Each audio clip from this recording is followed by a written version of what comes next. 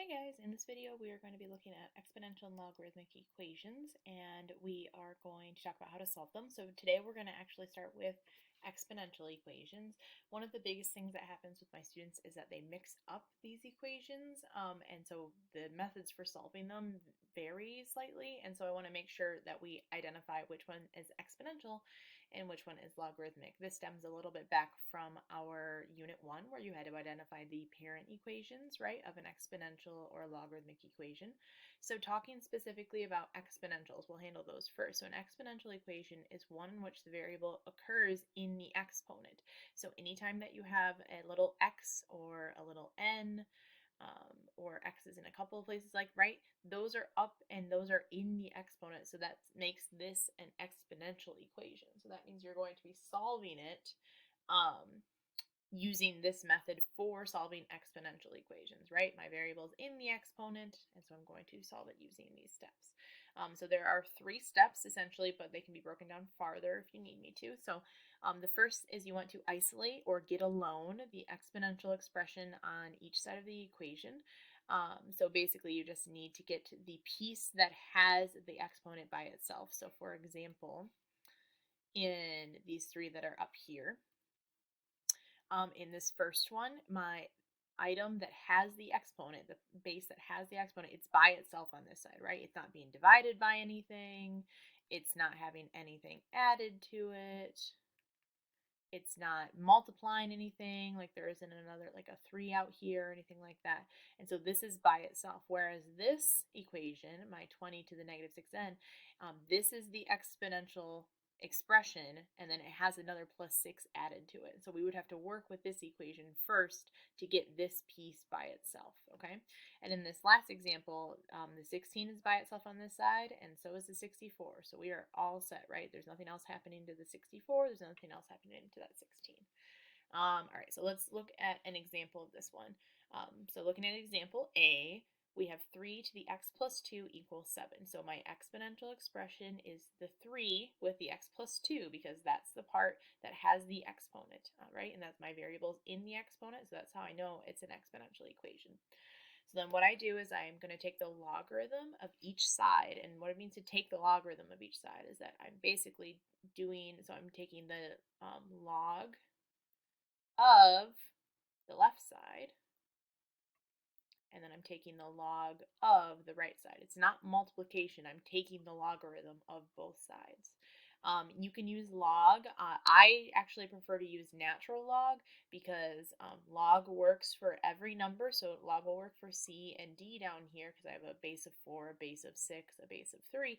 Log, log, common log, will not work for letter or example B because I have E as my number. And so natural log works with everything, but I mean, I already wrote regular common log here, so that's fine.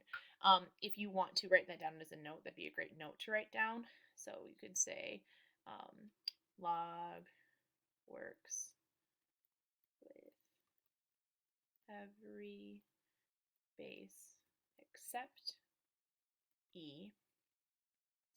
Natural log works with every, or with all. Okay. So for example B, I'm going to have to take the natural log of both sides, but that's okay. Then we're going to, it says take the logarithm of each side of the equation and then use our laws of logarithms, which we just learned last week, to bring down the exponent. So last week we said if you have a logarithm and then inside of that logarithm you have an exponent, that exponent can come down as a constant multiple in front of that logarithm. So then really what you have is you have the expression x plus 2 times your log of, now it's just a 3, and that equals log of 7. And then now we start solving for our variable.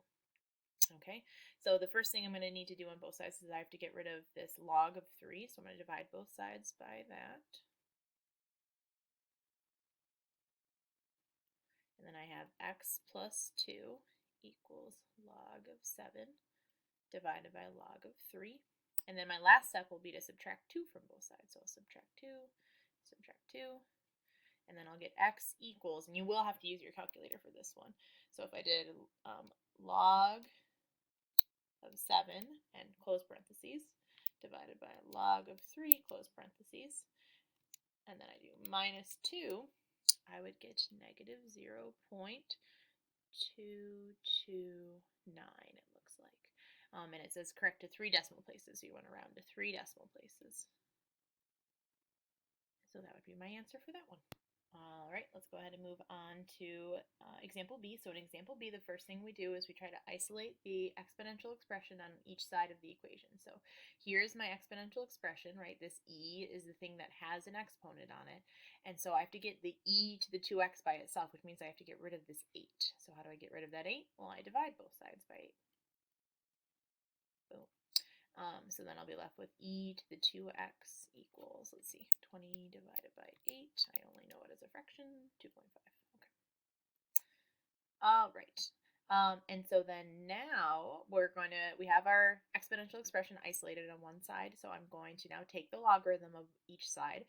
And since I have e, I have to use natural log. So I'm going to do natural log of e to the 2x. And then I'm going to do natural log of 2.5. And because I now have this logarithm with an exponent inside it, I can bring the exponent down to the front as a constant multiple.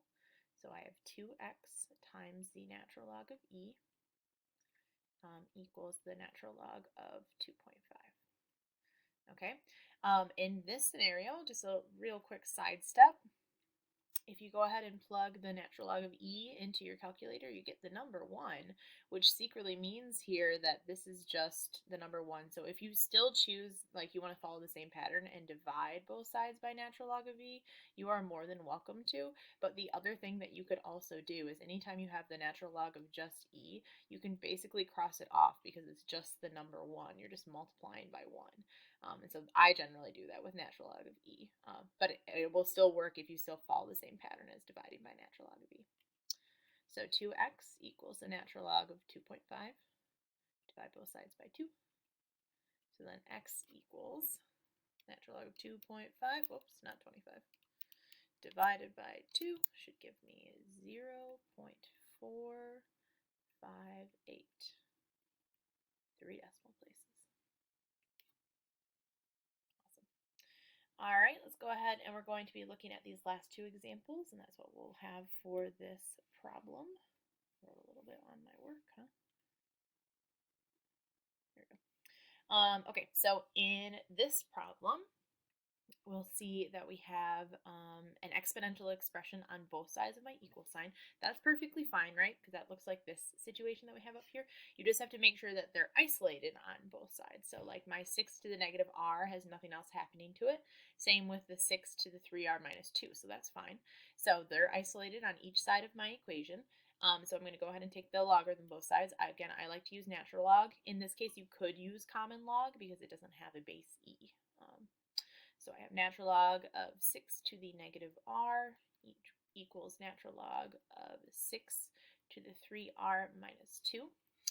And now since I have an exponent inside of a logarithm, on each side actually, I can take that exponent and I can move it in front of the logarithm as a constant multiple. So take that negative r, move it up there.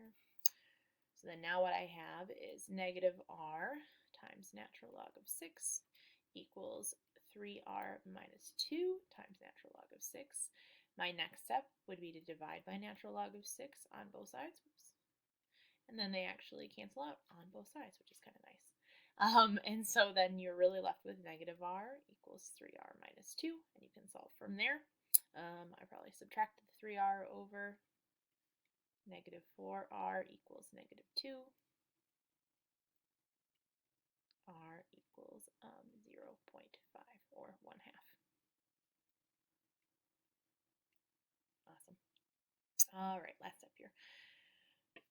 Excuse me. So on this problem, this example, we have 4 to the negative 2m minus 2, and so my variable is in the exponent, so that's why I know this is an exponential expression, times 64 equals 4 squared. Oh, well, first of all, the 4 squared, don't let that throw you off. 4 squared is just the number 16, so we can just rewrite that as 16 over there. That's fine. And then now I have to get my exponential expression by itself. So this is the piece that has the exponent, and I need to get rid of this times 64. So I'm going to divide both sides by 64. So I get 4 to the negative 2m minus 2 equals 16 divided by 64, I believe is 0.25, or 1/4. Since I have my exponential expression isolated by itself, I'm going to go ahead and take the logarithm of both sides. Here, we'll do regular log again, because we can, because it's base 4. So log of 4 to the negative 2m minus 2 equals the log of 0.25. Then, because I have an exponent inside of the logarithm, I can go ahead and bring that exponent down as a constant multiple. So I have negative 2m minus 2 times the log of 4 equals the log of 0.25. To start solving for my m, so I'm going to divide both sides by log of 4. So I get negative 2m minus 2 equals, let's see if that comes out to a nice number. Sometimes it doesn't. Log of 0.25 divided by log of 4. Oh, negative 1. Nice. All right, and then now I can start solving for m. Add 2 to both sides. Oops, we're running out of room. So I'll get negative 2m equals 1 divided by negative 2 divided by negative 2.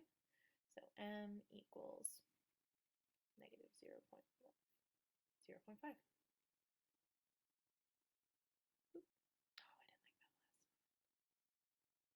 Perfect. There we go. All right, so those are some examples for solving exponential equations. So you can go ahead and start working on those practice problems.